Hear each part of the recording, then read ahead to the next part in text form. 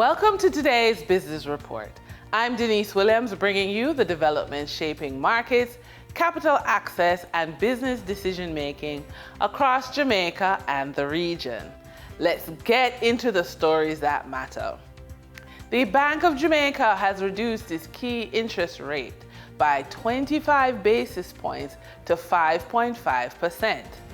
The decision was made by the bank's Monetary Policy Committee during meetings held on February 19 and 20.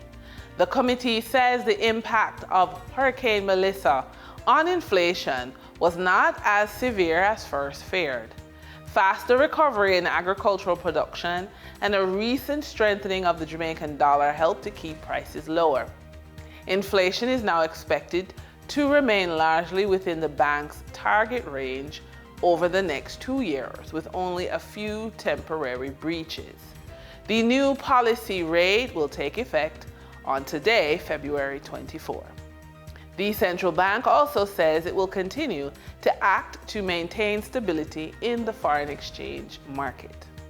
For the trading period of February 23, 2026, the most actively traded securities were Radio Jamaica Limited with 56,619,146 units, representing 47.79% of market sales activities. R.A. Williams Distributors Limited, Jamaican dollar shares with 44,145,276 units, representing 37.26% of market sales activities. Lasco Manufacturing Limited shares with 4,808,272 units, representing 4.06% of market sales activity. Investor activity remained concentrated in media, medical, and distribution plays, signaling continued interest in dividend-producing and strategic assets. Turning to the foreign exchange market based on Bank of Jamaica data for February 23, 2026, Forex traders recorded significant activity with strong demand across major currencies.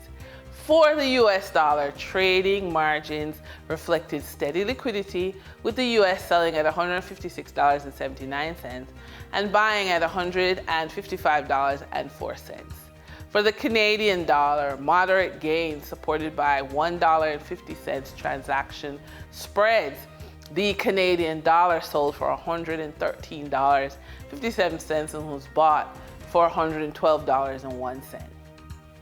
For the British pound, continued volatility offered short-term trading opportunities of $7.47 in profits for the bank. The British pound sold for $212.31 and was bought for $204.84. These movements underscore the importance of cash flow timing and currency awareness for businesses managing import costs, debt servicing, or overseas exposure.